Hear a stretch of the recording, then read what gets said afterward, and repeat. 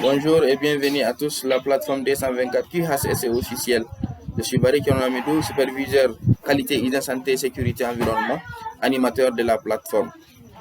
Comme du quotidien, nous faisons une réunion de sécurité suite à l'exposition auquel les travailleurs sont confrontés. Aujourd'hui, nous avons choisi de parler sur les risques liés à la circulation et plus particulièrement l'utilisation d'une moto. Donc, nous avons signalé dans notre première vidéo qu'il faut retenir que les motos tuent plus vite et plus rapidement que les véhicules. Malgré la décision de la direction de vous doter ces équipements pour être plus efficaces lors de la réunion de sécurité, pour éviter les différents retards.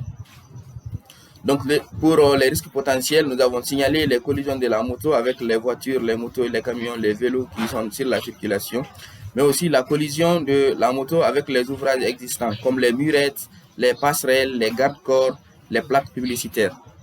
Mais aussi, nous avons signalé la collision de la moto avec les piétons, qui peuvent être les personnes qui traversent les routes, les commerçants ambulants, les agents de sécurité eux-mêmes qui sont là.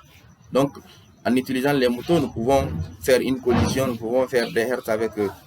Donc, ce sont les modalités auxquelles nous avons ajouté la chute de la personne qui utilise la moto dans les ravins et dans les caniveaux. Donc, les modalités d'exposition, nous avons décidé de parler sur 7, mais il y en a plein. Premièrement, nous avons signalé la conduite de la moto sans connaissance solide sur les codes de conduite. Et secondo, nous allons parler sur le stationnement inattendu des véhicules en panne sans un balisage dans les normes. La norme demande à ce qu'on balise la route par rapport aux règles, par rapport à la vitesse autorisée. Si par exemple, l'endroit où le véhicule est tombé en panne est autorisé à rouler quelque part de 80 km/h, tu n'as pas les moyens de déplacer la moto ou bien ta voiture pour aller faire une maintenance hors de la circulation. Il faut savoir que en une seconde, les véhicules qui roulent à 80 km/h parcourent plus de 22 mètres. Donc, il faut vraiment calculer. Surtout vous qui êtes là pour faire la maintenance ou la réparation de cette voiture, vous pouvez être exposé à tout moment à la mort, mais de votre personne, mais aussi de d'autres usagers qui arrivent. Donc, nous allons parler troisièmement sur la disposition des marchés au bord de la route. C'est très fréquent, surtout en Guinée-Conakry. Presque s'il faut parler de toutes les communes, que ce soit par exemple Lansanaya, Amatoto, ici il faut parler encore de la tannerie, il y a toujours des marchés qui sont disposés au bord de la route. Donc, ça expose les travailleurs, puisque c'est un point où les véhicules passagers, non seulement ils prennent des passagers, mais aussi ils déposent. On débarque les colis où, quand même, c'est un point où nous sommes exposés à des risques d'accident. Donc, le non-respect de la vitesse autorisée sur les entrées et sorties des camions au citernes. C'est un point très important. Nous avons beaucoup d'usines, comme l'usine de ciment, l'usine de fabrication de coca. Il y a beaucoup de fabrication d'étoiles. Il y a beaucoup d'usines qui sont au bord de la route. Donc, la sortie de ces camions et la rentrée doivent être vraiment signalées et autoriser une vitesse qui pourra protéger non seulement les routes qui circulent, mais aussi les camions qui font des va-et-vient pour éviter les risques d'accident par rapport à l'exercice de notre projet. Donc, la non-maîtrise des arrêts bus, minibus ou taxis.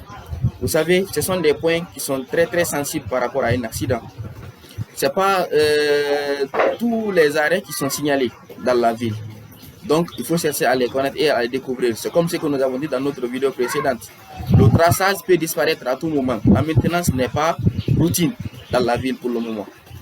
Donc, il faut chercher à maîtriser ces arrêts, puisque c'est là où les chauffeurs ou les différents conducteurs prêtent plus attention aux passagers que sur les autres personnes qui circulent derrière eux.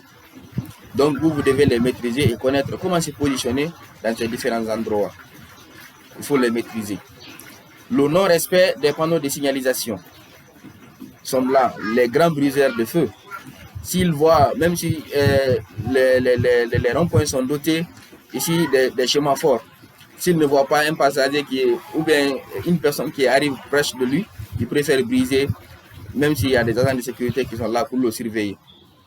Donc, le non-respect des panneaux de signalisation reste aussi une modalité d'exposition la plus avérée que nous avons soulignée. Encombrement de la zone de circulation par les marchandises au bord du marché. Donc, vous avez déjà signalé ça à l'avance, mais il faut encore revenir là-dessus, donner un peu de détails. Les marchés qui sont exposés à la route restent aussi un obstacle pour nous qui allons utiliser ces différents engins motorisés. Comme par exemple les différents camions, les différentes voitures, les différents minibus et bus qui sont là pour débarquer les maniocs, les tomates, les taros, les mangues, les patates, les pommes et beaucoup d'autres fruits et légumes que nous n'avons pas cités ici. Puisque ce sont eux que les autres viennent acheter au marché et retourner à la maison. Donc on ne débarque qu'au bord de la route. Et si toi, tu abuses sur ton accélérateur, tu peux aussi entrer en collision avec non seulement les véhicules, mais les personnels qui sont là en train d'intervenir. Donc c'est une modalité qui est avérée. Vous devez connaître et maîtriser, mettre ça dans votre tête pour pouvoir se protéger et nous aider à atteindre notre objectif de zéro accident.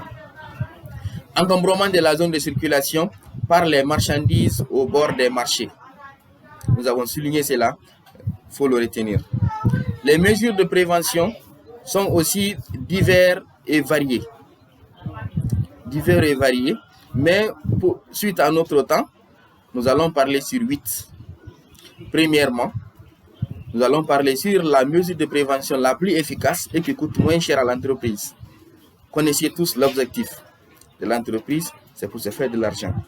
Donc, la première mesure de prévention, c'est la formation, l'information et l'indiction des travailleurs sur les codes de conduite. Ça ne coûte rien à l'entreprise, la formation que nous faisons comme ça. Mais je pense que c'est très très efficace pour se protéger. Et aussi les faire connaître les consignes de sécurité indiquées. Les conditions de sécurité, ce sont la lecture des différentes plaques, les différents panneaux de signalisation que nous avons mis sur la route. Nous devons vous aider à maîtriser toutes ces plaques pour pouvoir se protéger le maximum possible. Ça, c'est notre devoir en tant que superviseur qui est CSE, responsable de la sécurité de tous les travailleurs. Il faut préparer votre itinéraire et organiser vos déplacements.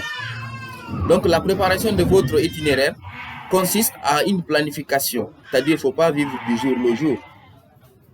Donc, ne pas vivre le jour du jour. Il ne faut pas dire, bon, maintenant, là, on m'a doté d'une moto, j'ai l'habitude de bouger à 5 heures, maintenant, je bouge à 8 heures. Donc, tu seras exposé à un risque d'accident, puisque là, tu es obligé de te présenter à l'heure. Donc, planifiez-vous de telle sorte que vous roulez dans les normes et arrivez au chantier sain et sauf. Donc, vérification des compétences des travailleurs sur la conduite de la moto. Nous, on ne va pas vous doter de ces différents engins qui sont très dangereux pour votre santé et votre sécurité, et puis vous laisser aller. Donc, nous allons contrôler toutes les personnes qui ne savent pas conduire très bien, même si c'était nécessaire, on ne va pas te doter.